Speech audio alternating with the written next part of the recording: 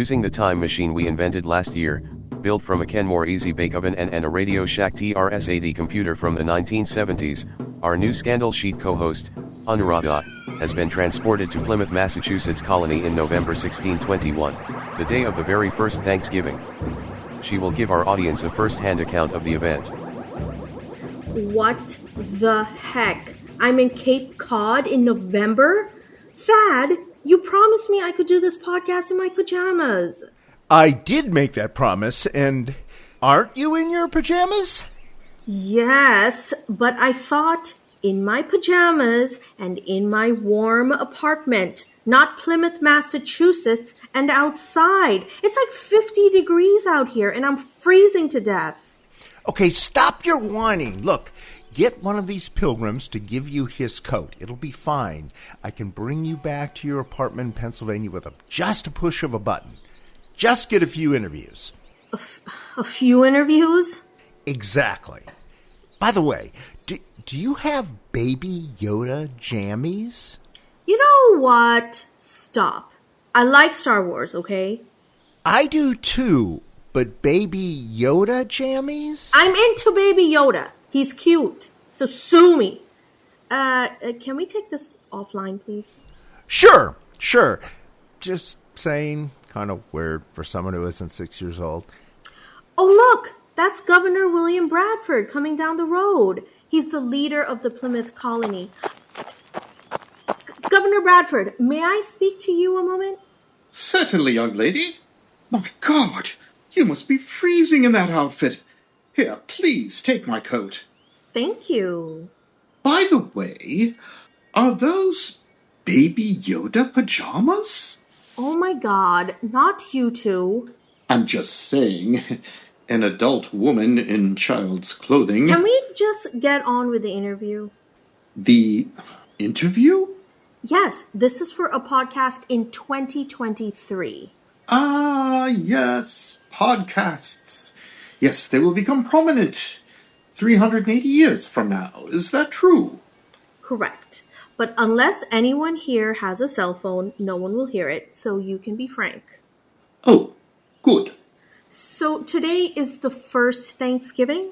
Yes, but we're not actually calling it Thanksgiving. Today is simply a traditional annual harvest celebration, which has been done for thousands of years in Europe. But then, Indian tribe people from the Wampanoag tribe showed up unexpectedly. And since they outnumber us 3-1, you can understand why we were very motivated to accommodate them as our guests. What foods are you serving at the table today? Well, the Indians brought 3 deer, so we'll have plenty of venison. And we have lobsters and oysters from the bay, and some duck, and even some swan. Swan? Well, of course.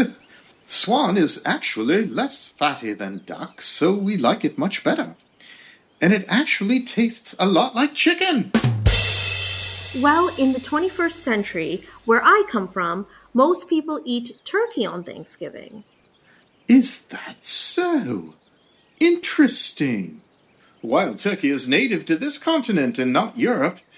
Now, they are tasty birds, although a tad dry for my taste. But low in saturated fat if you're watching your cholesterol. You know about cholesterol? Oh, of course. We know all the modern discoveries of science. Cholesterol, witches, vampires, even werewolves. Right. But getting back to turkeys. They're very fast on their feet. We normally can't catch them or shoot them until there's been a heavy snowfall to slow them down. What about mashed potatoes? Well, potatoes originated in South America, the continent below the equator that none of us up here are supposed to know about. The Spanish will gradually introduce potatoes around the world. Probably won't make its way up here until around mid-1700s. Last question. You're in charge here. Pretty big risk to sail all the way out here from Europe, 3,500 miles. Now that you're here, how's it going, in your opinion? Well, we arrived last November with 102 people. And today, we're down to 53. Ooh, ouch. Sorry about that. Yes, as am I. But look, this year's harvest worked out. Everyone here in Plymouth has enough to eat, and we're just happy to get our Indian friends blackout drunk today, and maybe they won't kill us. Okay. Thank you, Mr. Governor, for that, uplifting holiday message. You're welcome. So, Thad, can I go back to my warm bed now? Young lady, you have the governor's coat. You're the warmest person in that town. Now, we still need to get the indigenous people side of the story. Don't you agree? Okay, sure. Let's just get this over with. What is all that noise? Is it a riot? I don't believe a riot. I think a celebration instead. You need to find Massasoit. Massa who? Massasoit. He's the chief of the Wampanoag tribe. They're the guests at this Thanksgiving party, and they have basically allowed the Pilgrims to live. The Pilgrims could never have survived over the last year without their help. Right. I read the rundown, but I desperately need coffee. Is there a Starbucks in this shithole? Hold it together just a little longer, young lady. Remember, this is 1621. There won't be a Starbucks in North America until at least 1625. Oh, great. Oh, wait. Anuradha, did you see that guy over there? Next to the beer keg? Could that be the chief? Yeah, I guess. Maybe.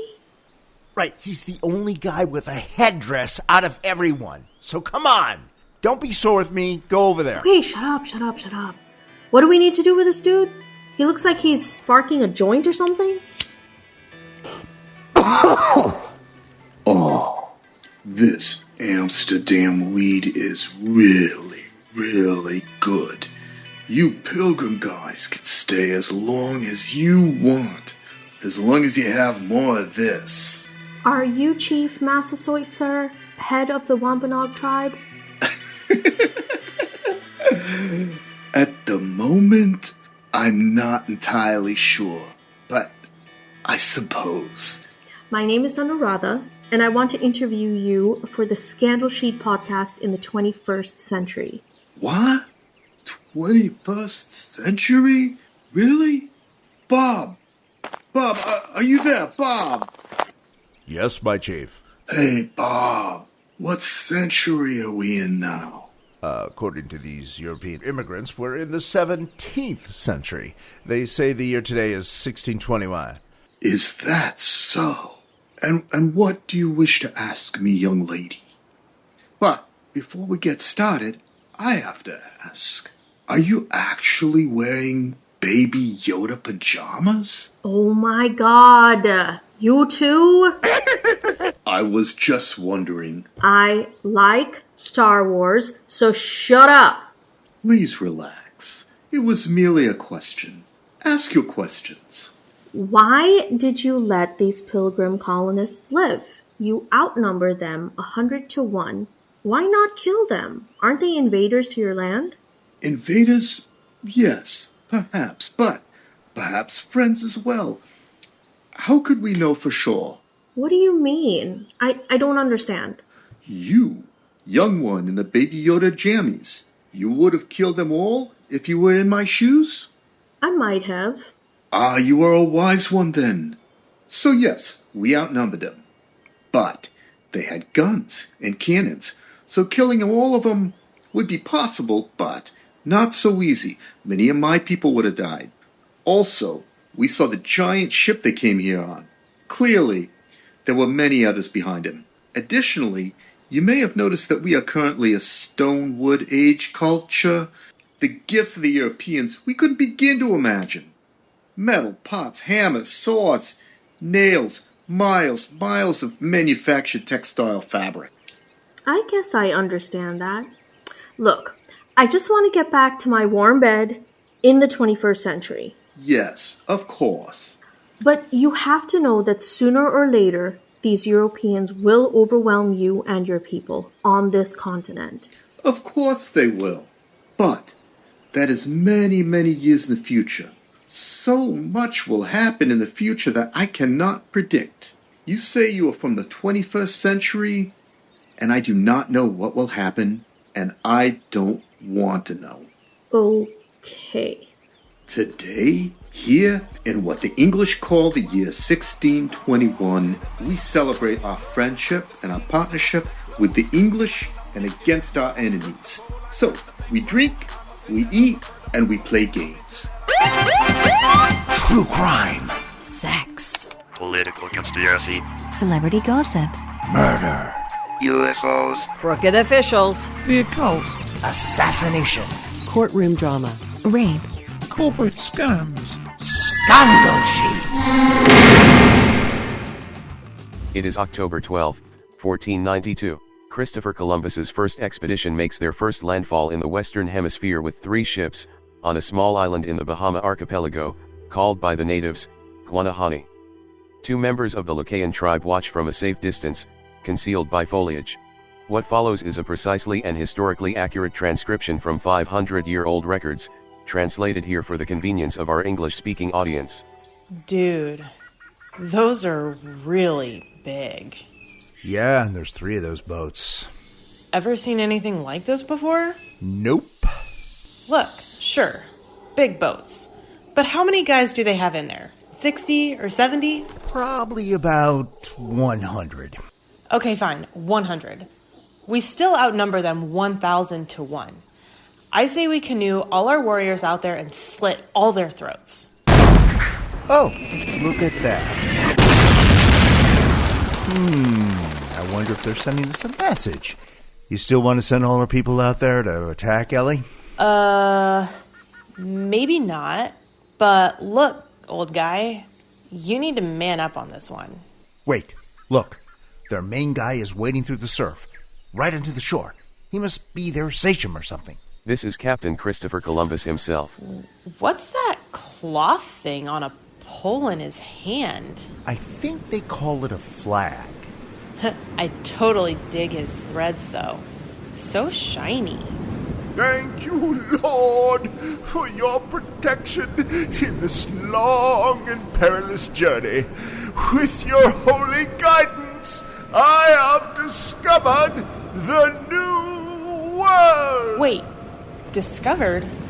Haven't we been here for over, 10,000 years? Yes, but I don't think the Spain-tard got that email. I claim this land for Queen Isabella of Spain and for her supreme empire! Okay, this sounds like bullshit to me, right? This has got to be a problem for us, doesn't it? All right, just calm down, Ellie. Here's what we're going to do. Same playbook as we did with those Incan a-holes a few years ago. I'm forgetting. What? We go down there and greet them as nice as pie. We appear completely supplicant. Really? Yes. Then we get all of them blackout drunk. And at that moment, you get your friends to lull them into complacency, and then we slit their throats! All right. But do you think your plan will actually work? Have I ever been wrong, Ellie?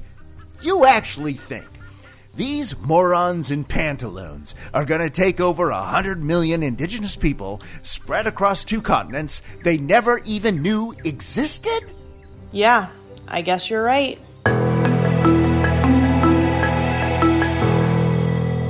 Hello.